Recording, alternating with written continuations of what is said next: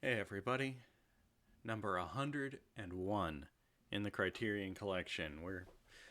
We've made it to triple digits now. Cries and Whispers, directed by Ingmar Bergman from Sweden from 1972. Boy, um, I'm pausing because I'm very divided on this film. So, a lot of people, when you talk about art house films, I realize I'm just staring down. Let me look at you. When you talk about art house films, honestly, this movie is kind of what they're envisioning, right? Just a bunch of people sitting around talking, being dramatic, and not much happening. That this movie is very light on plot. The story ostensibly is three sisters, one of whom is dying of cancer.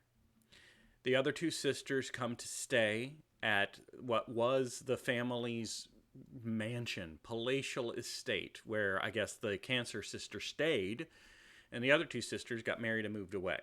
Cancer sister also has a maid that's been taking care of her the whole time. That's our four main characters, three sisters and a maid. And the movie is about them exploring their relationship with each other, examining their past.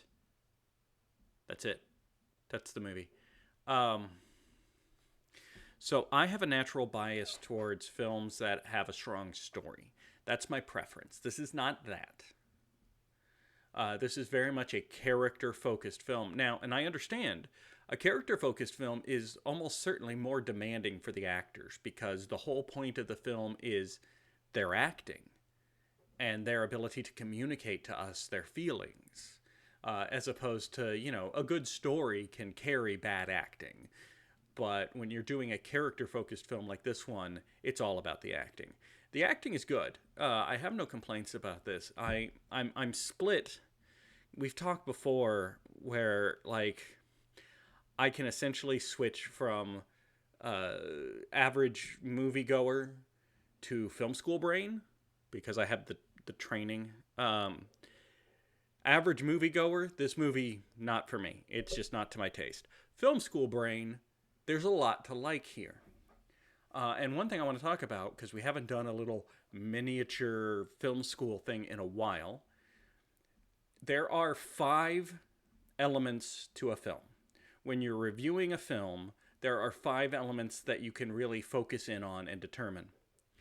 And story is one of them. But if the film isn't leaning on a strong story, what you can do is focus and appreciate the other four elements, right?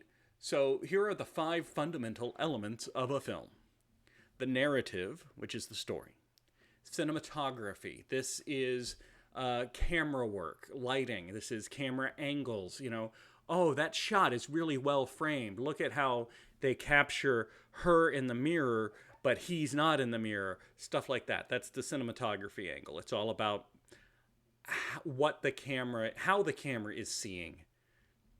Because the next element, mise en scène, which sounds super fancy, is everything in the shot, right? That is props. That is the actors themselves, costumes.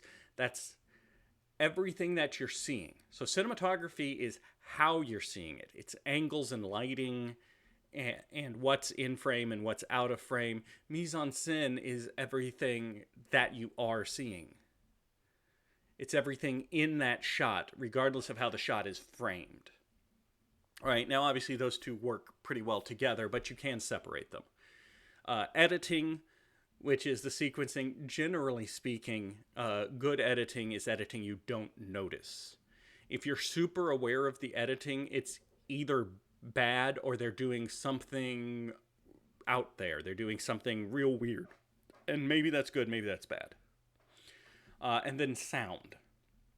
And when we talk about sound, I'm going to do one last set of terms here. Sound can be divided into diegetic and non-diegetic sound. Diegetic sound is sounds that are within the movie itself. For example, if a character is listening to a song on the radio, we know the characters listening to the song, but we're also listening to the song because we're watching it and they go and they turn off the radio and the song stops. That's diegetic sound. That is sound that exists within the universe of the film. Non-diegetic sound is sound that's only for us, the viewer.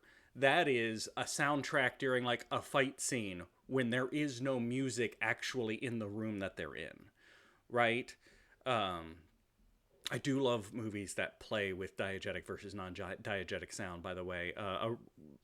One of the best examples I can do just off the top of my head from film school is a film called Grosse Pointe Blank with John Cusack. Because there is, they play with it a couple of times, but there's a good sequence where he's driving down the highway in a car and we're looking at it from like a helicopter point of view, right? Just real far up, and we're just seeing this car trucking, and there's a lively song playing on the radio, or there's a lively song playing. I can't remember the name of the song, doesn't matter. We're listening to this soundtrack as this car is driving. He gets to the location, he turns off the car, and the soundtrack dies. So, because of the clarity of the audio, up until that point, we believed it was non-diegetic sound. It was just a soundtrack for us. But he turns off the car, and the radio dies. Turns out that was diegetic sound we were listening to the whole time, which is kind of a fun touch. So, generally, this is why I can watch the range of movies that I watch, because I watch a lot of garbage as well. But that's because you can almost always find something in these 5 elements that are good, right? If the story is weak, what about the cinematography? What about the mise-en-scène? And I will say, the mise-en-scène for this film is fantastic. It really is. Bergman works with color in this one in a way that we haven't seen before. Apparently, there was a period where he was just writing nonstop, and this was one of the things that he wrote. And when he was writing it, the main image that was coming to him was women dressed in all white in an extremely red room, and that visual is all throughout this movie because like the most popular room in this house seems to be the red drawing room, where the carpet is red, the walls are red, and like all the cushions on the furniture are red. And then the girls are wearing like white nightgowns. And it is a very striking look. That is mise-en-scène, right? Because for cinematography, it would be, are we looking at it like this, like this? Are we looking from up here at this angle?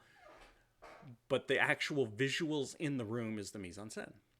The mise-en-scène in this film is excellent. The story is weak, but it's not intended to be a strong story. It's intended to be about the characters and their relationships and their history. So should you watch this film? Well, I just described everything to you. Make your own call. If you can enjoy a slow character piece, this is a good one. I will also say it's 90 minutes long. Now, I don't always mention runtime, but when you talk about slow character art house films, like that could be 3 hours, that could be 3.5 hours.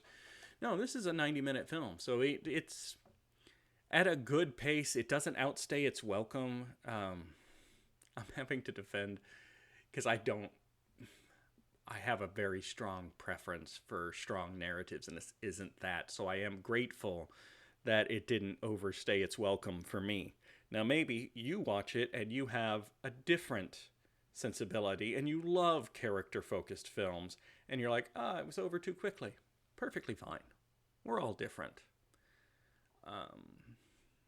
Art is subjective.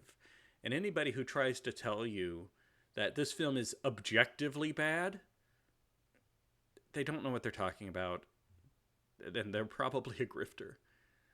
Because all art is subjective. Just because the weak narrative doesn't work for me doesn't mean it's bad. Because the strong character study could be exactly your jam and you love this movie. And that's great. I'm glad you have something that you love. It's not for me so much, but there are things in it that I can still appreciate. The visuals in this film are gorgeous and will stick with you. Anyway, so I've thrown a hodgepodge of stuff at you. And, oh gosh, we're almost at 10 minutes, making this a long review. So next time, 102 in the Criterion Collection, The Discreet Charm of the Bourgeoisie. Directed by, oh no. It's from France from 1972, and I'm going to butcher this director's name. It's Louis. I can do Louis. There's a tilde over the N, and I don't know how to pronounce that. Louis Buñuel. Buñuel? Louis Buñuel. We're going to go with that. And hopefully I only have to say it one more time when I introduce the next episode. I am so sorry, Mr. Louis Buñuel, for butchering your name. You deserve better. I'm just absolutely terrible at pronouncing things. Thank you all for staying on this journey with me. We're sticking with Journey now. That's our thing. I will see you next time.